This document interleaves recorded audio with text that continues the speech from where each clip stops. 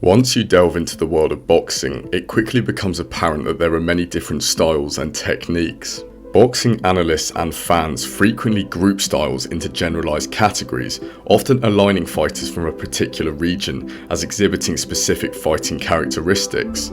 For example, the Russian or Soviet style consists of fighting at a long range, whilst deploying a high guard and utilizing in and out footwork. Mexican fighters commonly rely on a brawling, highly aggressive approach, primarily fighting on the inside and launching shorter punches like uppercuts and hooks. Meanwhile, the Cuban technique displays effective counterpunching, mesmerizing footwork, and constant movement to make them more elusive. The so-called American style is varied, but some of the more successful fighters have drawn upon constant jabs, lateral movements to move off the line of attack, and often rely upon speed over raw power. A large number, especially Floyd, have utilised the Philly shell to great effect also. To give you a clue, the lad's instructor is Dave McLean, one of Britain's greatest welterweight boxers. He's a wily, ring-seasoned Cockney scrapper who would take on the Berlin Wall if the money were right. But what I want to know is, why is there not really a distinct British style within the sweet science? Perhaps there used to be an identifiable set of traits in bygone eras which connected all British fighters together. Yet now, the boxers coming out of Britain tend to be varied, drawing upon various global trends and cherry-picking specific characteristics from other nations. I'm going to delve into why it's frankly bizarre that a British style didn't prevail as one of the cornerstones of the sport, before examining the context behind why it never materialised. Before we continue, if you do like this sort of content, please leave a like and subscribe. Now, back to the video. The earliest evidence of boxing rules dates back to ancient Greece, where boxing was established as an Olympic game in 688 BC.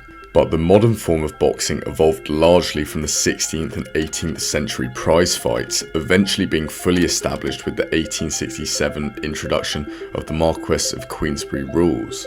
Where did this all take place? Great Britain. How did the country that effectively founded the modern form of boxing fail to cement their own style in it? Make it make sense. In my view, there are a number of reasons behind this. Historically, England had dominated the bare-knuckle prize-fighting game, producing champions such as James Figg, Jack Broughton, Daniel Mendoza, and Bendigo. Yet there were many different styles utilised throughout the period. The three main stances, fighting Irish, with all the weight on the rear leg, backwards inclined, the rear hand across the pit of the stomach, the left hand inclined out. We've got Mendoza's stance.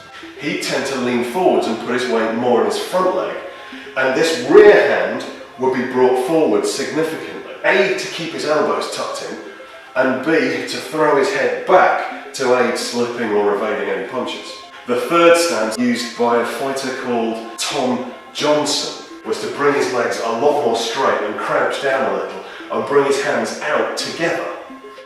Nonetheless, the boxing historian named Frank Butler points out that this 170-year reign of English boxing dominance ended with the introduction of gloves into the sport. In fact, America would now breed the kings of the ring. As the modern form of boxing developed under the Queensberry rules, America took full advantage. The country's economic boom in the latter stages of the 19th century fueled two important boxing developments. Firstly, immigration spiraled, which included talented boxers from England and Europe, including Billy Edwards, Arthur Chambers, and the 1897 heavyweight champion Bob Fitzsimmons. Irish immigrants used boxing as a means of integrating into American society while simultaneously driving the expansion of the sport. This enabled boxing to develop as the United States chased the perfect style within the sweet science, whilst Britain struggled to retain its young talent. Secondly, the economic prosperity brought a rise in technology and innovation, which would aid the skill of American boxers in multiple ways. In 1872, the US Office of Patents awarded a patent for the hanging punching bag to Simon D. Keogh, allowing boxers across the country to feel the force of impact when landing punches and practice seamless combinations to refine accuracy and power. In the late 1870s, an American boxer called Mike Donovan used a rugby ball that he hung from the ceiling to act as a speed bag, before Jack Johnson refined the invention in the early 1900s. Yet certain inventions outside the boxing sphere would cement America as the new home of boxing. Almost simultaneously with the end of the bare-knuckle era, this retiring New Jerseyite inadvertently caused an equally profound change in the fight world. Thomas Alva Edison had invented the kinetograph camera, designed to take 32 still pictures a second, thus creating the illusion of motion. Being an enthusiastic boxing fan, he decided to film something of far greater public interest, a prize fight. Notice Gentleman Jim Corbett's short shorts. Peter Courtney wears longer fighting pants. When Corbett signed his contract and was paid $4,700 for his 2 days' services, that made him the first motion picture actor ever to perform under contract. This is also the first film ever to make money. It grossed over $30,000. Motion pictures had arrived as a legitimate and profitable entertainment form. This caused an explosion in popularity within the US, broadening the talent pool the country had to draw upon and exposing the world to American fighting styles. Conversely, as Butler rightly puts it, after Fitzsimmons' win in 1897, there was little to cheer about in British boxing.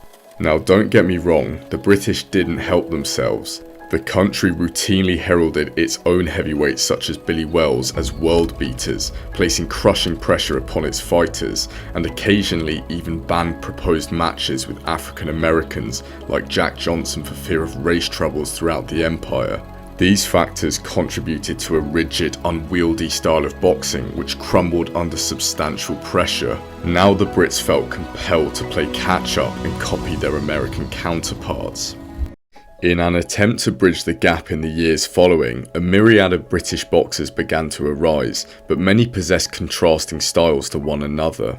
Heavyweights such as Phil Scott fought with a very wide stance, often leaning backwards slightly to anticipate opponents' punches whilst utilising a stiff jab. Conversely, lighter fighters like Jimmy Wilde were described as unorthodox fighters with a persistent attacking style, carrying their gloves on a level with their hips. Weaving and bobbing, trapping opponents on the ropes before delivering shock punches. Unlike in Soviet boxing schools of the time, which dogmatically forced its fighters to utilise the jab in tandem with the pendulum bounce, the UK's training systems were both varied and influenced by numerous schools of thought. With the cries of horizontal heavyweights from the Americans and an increasingly poor track record in higher weight categories, the traditional upright boxing of Victorian times had begun to fade into obscurity. I'd argue that Britain's style of boxing stagnated up until the early 1980s. Fighters like Joe Bugner, Don Cockle, and even Henry Cooper to a degree embodied a rigid, uninspiring type of boxing which saw little in the way of defence, relying upon grit and a tough jaw. Yet one key development took place which would carve out a distinct style within British shores. That style that is like the Brendan Ingle style. Who was the originator of that kind of style? I went out to Brendan's, but everybody was standing with their hands up in the air like so, and 1, 2, 1, 2, and everything like that. I took my style with me, and he says, "This is no style. This is something stupid. I want this," and he wanted it. Located in Winkerbank, Sheffield, the Ingle Gym has nurtured top-tier talent for decades, with Irish trainer Brendan Ingle being the architect behind it. As mentioned in the clip earlier, 3-time world title challenger Harold Graham played a pivotal role in fashioning the newly emerging Ingle style, but Brendan would be key in implementing it. Under his tutelage, Prince Nazim, Johnny Nelson, Junior Witter and Kell Brook made major strides on the world stage. Yet the Ingle style was incredibly distinct from the durable, upright technique of the past. I come in for a lot of hassle off people because you say you've always got to keep your hands up. I says, well, really, I says the great fighters in the 20s and the 30s, they were very, very loose, they were very, very agile, and but they box either orthodox or southpaw. I started teaching orthodox, southpaw, switch, stand square on, or box from the side. This was 5 different ways. And Naz, when he boxed Steve Robinson in Cardiff, when he won the world title, he gave the finest display of boxing and what we teach, and people could not believe what had happened. He punches you and he hits you outside of your peripheral vision, and that's why he is so destructive. He knows where the punches originate, so he knows how to get away. That's instinctive. You don't think about it. You don't say, oh, here comes the left hand, let me duck. Now this kid's got great eyesight, got great leg movement, excellent legs. And those 2 things went alley hit.